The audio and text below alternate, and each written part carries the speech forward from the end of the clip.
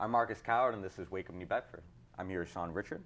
Thank you for coming on the show. Oh, thank you for having me, man. Absolutely. I'm excited to talk about a lot that you are doing right now. You know, you have a lot of experience with making videos.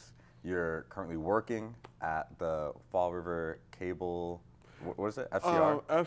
FRC Media. FRC. I'm no longer there as a work study because I'm only taking one class. The recommendations when you're in college as a work study, you're supposed to be taking 2 classes. Well, they let me go on the 31st of January, so January was my last day, so I didn't really have anything else to look forward to, so I'm out of work right now, looking for a field, look for a job in this field. Yeah. What you are doing. Yeah. Well, and so you're in school right now? Okay. Correct. And so what's the class that you're taking? I am taking mass communications. What is mass communications? I'm glad you asked that. Mass communications is all types of communication, whether it's writing, music, video, radio, television, anything that has to do with anything with communicating, that's what it's about. Sure. And is this your first class taking? This is my last class of the semester, so I can graduate this year of May 17, 2025. I actually just finished the application for me to apply to graduate, so it's actually now official. Great, great. And so is this your first class that you've taken in this field? No.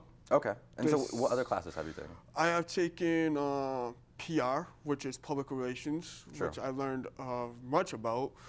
Then I took a newspaper class, introduction, I think it's introduction to newspaper. I'm not sure. I'll get back to you on that one. I'll let you know. But I do remember it was Com 212, where you learn about how to write a newspaper, what to go in the newspaper. Sure. And that is for the Bristol Community College newspaper, which is known as the Hawk. Yeah, yeah, yeah. And you're a part of the Hawk, right? I'm actually their video producer. Yeah? And for the YouTube channel, so you're actually talking to the guy who actually runs the YouTube channel. Okay, cool, cool, cool. For that, and also for the Communications Club. So I'm running not just mine, I'm running the Communications Club YouTube channel, I'm running the Hawks YouTube channel, and plus my own. And so that's a lot to juggle. It is a lot to juggle, but the problem is I got to get the approval, to Zach, who's our chief editor. Yeah. Hey, Zach, can I put this on the YouTube channel? Because nothing goes through without him. Yeah, even though I run it, doesn't matter. It doesn't matter. You still need the chief editor's permission. And if he says no, the video doesn't go up. So. How long have you been on the paper? I just started this past September. Sure, okay. How's that been going so far? So far, I'm still got a job with them. Yeah, okay. Which means they haven't kicked me off yet, and it's volunteer, so. Yeah, yeah, yeah. I mean, like, have you worked on any cool projects yet, do you remember? Or has it just been kind of normal stuff? It's just been kind of normal stuff. Like, the last one I did was Riley and Zach. Riley is part of the Communications Club, so what we did was we interviewed Zach as a chief editor inside the Communications Club, and it just happened to happen and to be an idea that we all had and agreed to. It's like, sure, why not? Zach is now the treasurer of the Communications Club, so I was like, Zach, you want to go for your interview? It's like perfect right now. Let's just bang it out. And Riley, how I got in touch with Riley is kind of funny story. I actually forgot to give this to you, but this is my logo for my company. So if you can, which nice. camera do you want it at? Okay. Perfect. So this is the YouTube channel and also my company logo. This is for you. Thank you so much. And so just if people can read it, it says Sean's Vision Studios. Yes, sir. Okay. So thank you again. Okay. So who made that shirt wasn't Riley, but he's actually part of the community who actually makes those shirts. Okay. To get off topic just a little bit, is my guy who makes them is Don Lambert. Now he runs the Spectrum Empowerment Project. I did an interview with him. Right now, that interview is sitting at FRC Media's YouTube page. Sure. So if you ever want to check it out, I have the link. If anybody wants to check it out, come see me direct. I'll send you that link. What he does is that he takes 30 people with autism or a disability and gives them jobs. Wow. And they're the ones who make my t-shirts. And if you ever heard of the Doug Flutie Foundation, they make all his gear too. Okay. So when you buy a shirt off me, you're not just buying into the into Sean's Vision Studios. You're also buying into giving these guys jobs because they don't have anything to go on. Yeah. So I was like, all right, I'll give him some work to do. So he runs that club. He runs that part, and then he also does Theater Rats, which is known as T-Rats. So T-Rats that's how I met Riley. Was in production that they were doing. I think the production was SpongeBob. No, before SpongeBob. I think it was The Descendants, where I actually met him, and he was a great actor. So I needed an actor for this film, for my film that I'm going to be shooting at the film festival. Okay. Hopefully that goes off well, because I'm losing actors. Okay. And so, what's this film about?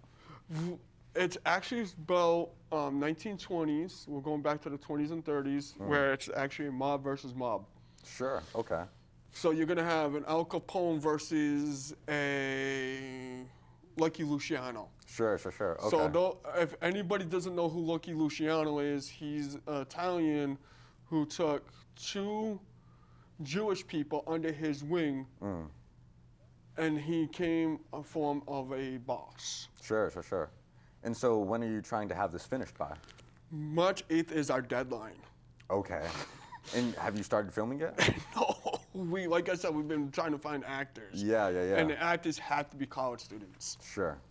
And so how long do you think it'll take you to film it? You know, will it only take a couple weeks? Like, is there still We're time? going to try to film it before I head out to New York, which is going to be February of 24th or the 25th of this month. So we're trying to upload that. I'm trying to edit it within the 2 weeks I got left. And then while I'm in New York, I can try to submit it there. Sure. Okay. And have you been reaching out to different BCC students or for I've been trying students? everything, pulling teeth, whatever I can do. But hopefully this will help, is when I mention money, hopefully the students will come say, yo, there's money involved? Sign me up. I want some of that pie. Yeah, that's usually how you get people, right? I don't know. This is my first time. Like I said, I don't know if the students get the money or if the money goes back in the club, but $2,500 being split to 5 to 8 different people, you do the math. That's almost like between $250, almost $300 in your pocket. Yeah. And so you'd be the director and writer? I'm not going to be the writer, I should say. We already have the person for the writing. He's a vice president. His name is Juan Diaz. Okay. So he's our writer and vice president. Sure. Okay. So he's doing all the writing. And you're talking about of Communications Club? I'm going to be talking about whatever you want to talk about, my friend. As far as he's the vice president. So yes, he's the vice president of the Communications Club, but he's also the president of the gaming club at Bristol Community College out in the Fall River campus. Yeah. So talk to me a little bit about the Communications Club. How long have you been a part of that? I just started November 16th, I think. No, November 10th, somewhere on there. And that's when the advisor said, hey, I want to start this club. And she was talking about it since September. Anybody interested? So we did the sign-ups in September, October, between the Oktoberfest that we had at the Fall River campus.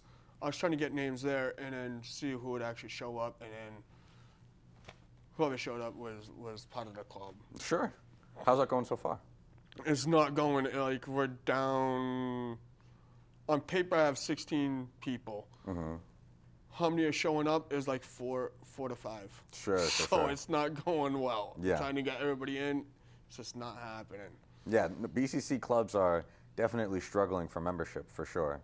And even though we have a decent amount of students, it's somewhat difficult to engage them. You know, we all are just regular people trying to, also work and go to school. So it can definitely be hard to juggle school, juggle your life, and then also be a part of a club, even if you're interested in the club, you know, which is the worst part. That takes a lot.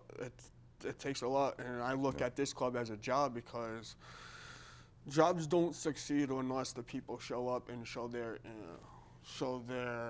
they're interested in it and try to build up what they're good at. If they're good at something, hey, I got a job for you that you can put your skills to. So like I did with Riley. Riley was good. He's a good actor. Hey Riley, communications club, dude. We're trying to do some filming. We're trying to do some podcasting. You want in? Yeah. And so are you teaching people in this club, or is it you're already trying to recruit people with skills? I'm doing both. I'm recruiting and teaching because some of these guys, they don't know how to edit. Some of these guys don't even know how to film. Some of these guys don't even know anything. So me being who I am since 2002, I've been in this field. My first film was in high school. Out of 30 high schools, I came in #1. Wow. And that video right now sits on my YouTube channel. Yeah. So if you ever want to take a look at it, just look up Sean's first video. You're going to see what I got away with during school hours. What was that video about? Talk about that. It's me scaring my teachers and fellow students inside the school. Yeah? And it didn't happen on April Fool's Day. It actually happened in the month of November, December. When we had a deadline, I was like, yo, this is going to be so much fun. Yeah, sounds like it. And you have some teachers getting out of their chairs. You have a student actually falling out of their chair, hitting the ground. I had to cut that part out, though, when he hit the ground. Yeah. Liability issues. Not liability. It's just that one of my cameras didn't follow all the way through. Oh, really? Yeah, so we missed that completely because the person just fell right out of the shot, and the camera didn't catch him hitting the ground, which would have been funny. Sure, yeah. And so how long have you had your YouTube channel for? I want to say since 2009, 2010. Sure. A friend of ours, Ben Gilberg, Okay. he's the one who said to me in 2004 after I graduated high school, he says, hey, you made this film and you're good at film. I need help making some film. So film for me. All right, fine, whatever. Ben, how do I get a job in this field? Says, how old are you? I said, I'm only 19. Keep sticking with me, see if I can convince you of some and other aspects, and maybe I can get you to lead on. He says, what have you thought about college? I said, college isn't for me. Dude, I want military, because military will pay for your college, no matter what branch you go into. Sure. It's there. Says, you know I'm not a big fan of the military. I said, Ben, it's the only way I'm going to get into college is that's the only way I'm going to get in. Yeah. Someone's got to pay for it, and I don't have the budget. Yeah. Respectable. Did you end up going in the military? Did not. Okay. 2007 kicked me out because I got my head injury my head bashed in with a baseball bat. Really? Yeah. So what happened was on July 7th of 2007 of 07, 3 sevens in a row, supposed to be good luck, not for me.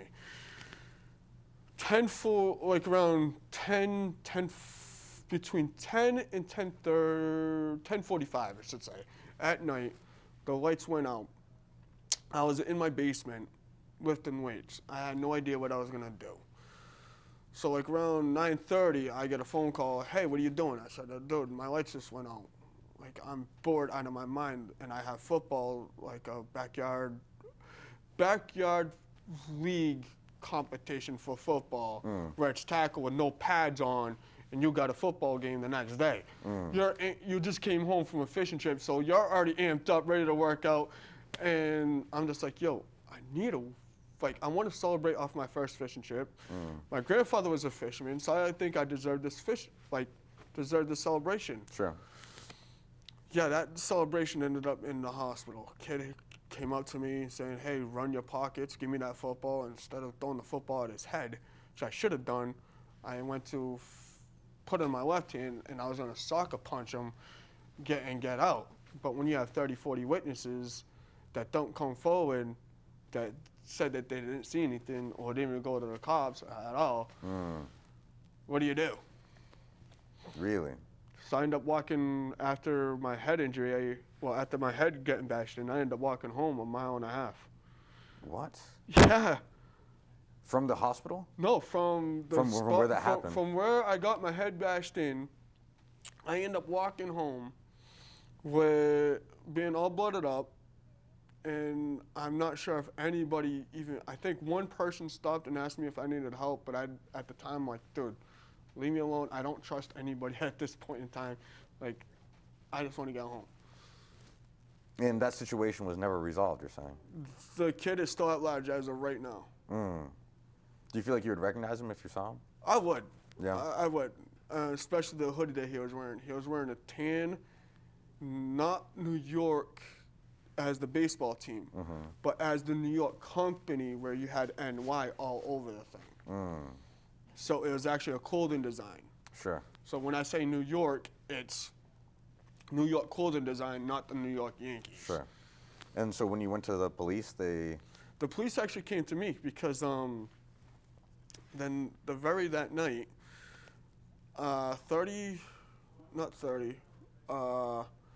4 detectives end up coming to the house. And the only reason why they came to the house was because I knocked on the wrong door.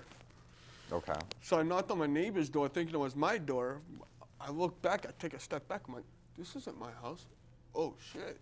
All right, I'm looking for my keys. Here's two beautiful females coming, running to my aid, and I'm just thinking, don't fall in these steps, don't fall in these steps. What do you think happened? I fell right in front of them. Now I'm just like, most embarrassing thing ever happened to me in my life was right there. Sure. Wow, so that was probably, the most traumatic moment of your life, you would say. Yeah, because I still get the effects after it. Even though it happened in 2007, I still get the after effects now. Yeah. Before I didn't have the after effects like memory loss, forgetting what I'm trying to say, stuttering problems. I never had any of these things. Yeah. And do you feel like it's getting better with time? Did you have medical attention? It's not getting better. Time is getting worse.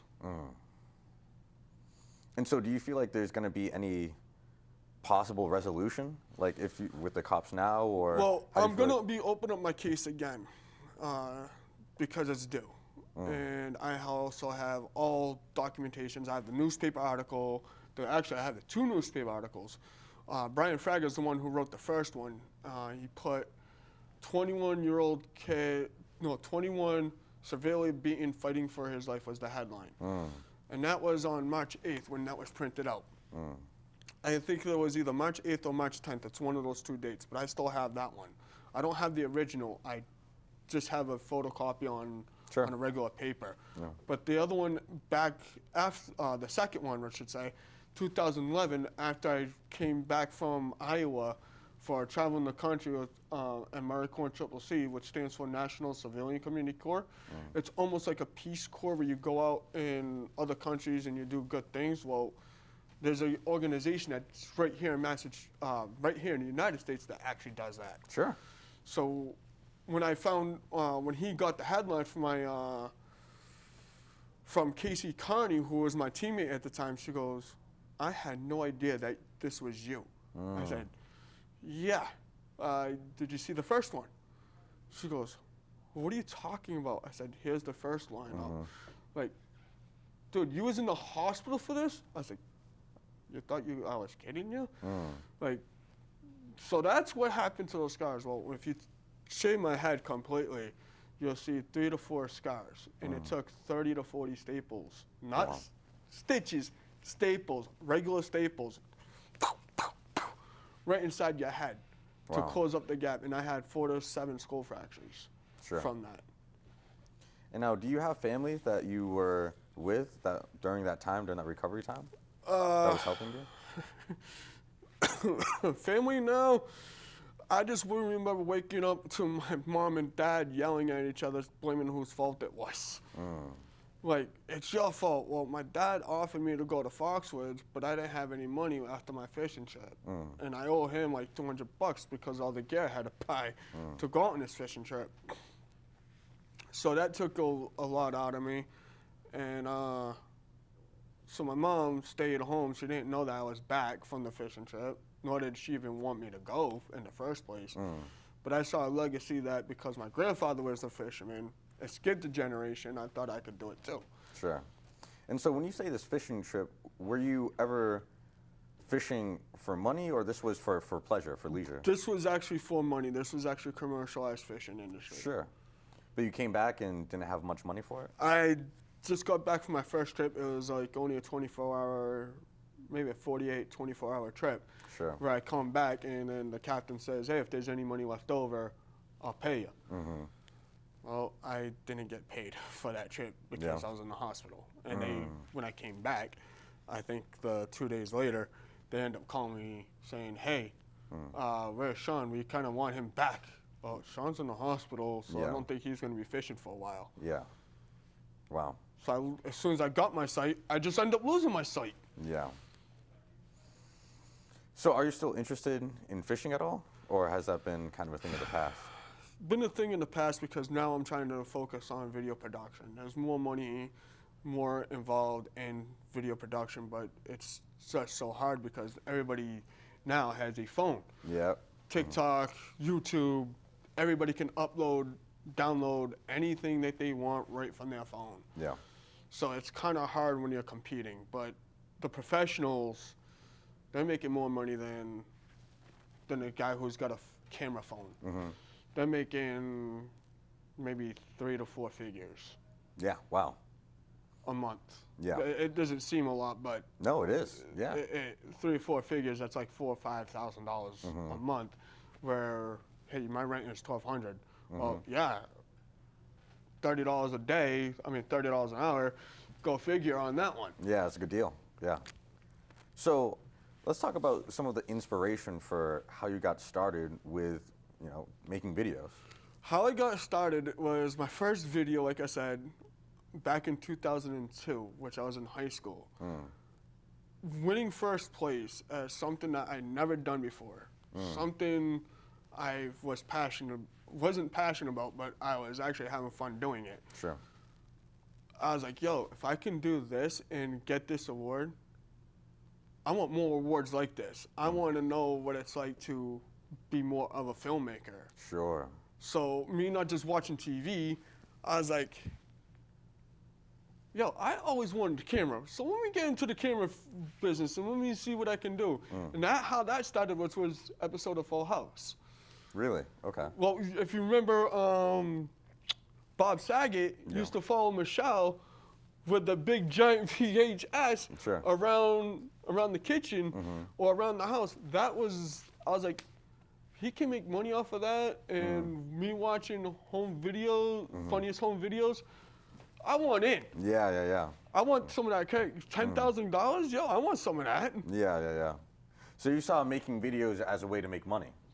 As a make money, and also something I love doing, and I can also see myself at the age of 80, 70, 90. It's not hard to stand up or sit down, control the camera. Hey, I want the camera to move this way. So I got the remote to move it, and I also can move the tripod. Like, I could do this sitting down. I could see myself not retiring. Yeah. Because you enjoy it, and it's not too hard to work. You do it for the rest of your life. Right, exactly. So I'm seeing a long-term job out of this, where a lot of people like, hey, I want a job that I can retire with. Yeah. I just found mine. Yeah. And so then you start making YouTube videos after your first one.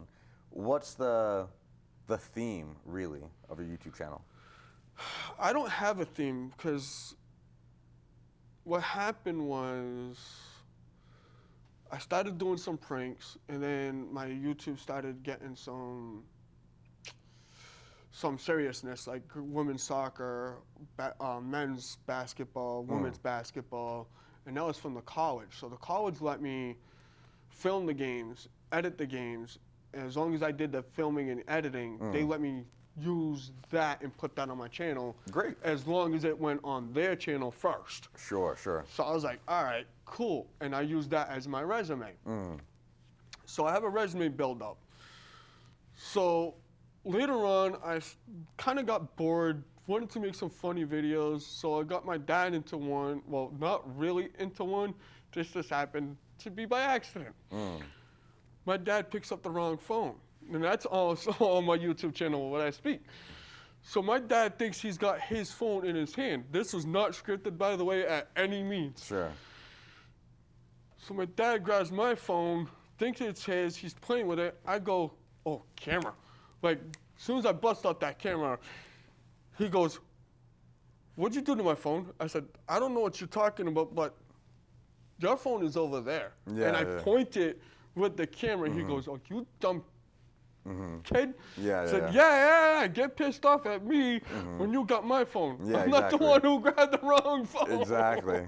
That sounds really funny. Yeah, So it is on YouTube. Yeah. YouTube tried to take it down, but after I explained to them, like, there's no strict content, there's no sexual happening. It's just my dad in his bathrobe covered up. Yeah.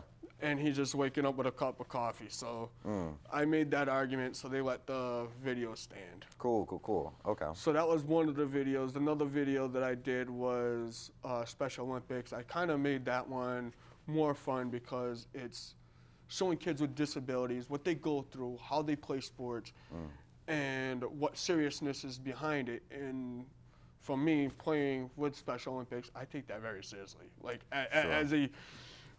When you're talking sports, either I go big or I go home. So I'm in your face all the day, like in your face, going to make you play at your 100%. Sure. Now we do have teams that cannot play up to my ability. So I have two types of way I play these games. One, I'm more relaxed. Hey, take a shot. Here, grab a rebound, take a shot. Because you're not all that great at it, and I want you to become more successful. So you take as many shots as it takes, but make sure that that last one, you get in. Yeah. Make sure you practice that last one, how you shot it. Remember how you shoot it. Remember how your feet are. Remember how you was holding that ball, and keep doing that drill over and over and over again, because only from there, you're only going to get better. You can't get worse. Sure. And how I learned was a Boston College professor went to Voc Tech for a basketball camp that I joined. This guy, all he did was shot one-handed. Really? From the foul line. Sure. He challenged everybody, if they can do it, shoot 10 shots in a row from one-handed, they'll do it with two hands. I was like, I could shoot one-handed all day long. And I missed about 20 shots. Sure. After 20 shots, I just started making them in. Wow. Now take a step back. Yeah. Because now taking a step back is the foul, as the three-point line. I'm like, dude, I'll be lucky enough to make one. And I still can't make one. I struggle with that last one. So, Sean, I'll have to stop you there because that's the end of part one. And we're going to continue this conversation in part two. We can talk more about sports because that's clearly a whole experience and genre in your life. And we can dive more into that. We can talk more about STEAM. And also you talked about wanting to talk about love depression. STEAM, yes. And so we'll dive into that for part two. This has been Marcus Coward on Wake Up New Bedford with Sean Richard. We'll continue this in part two. Catch us there on YouTube. Thanks so much. Thank you. I'm running,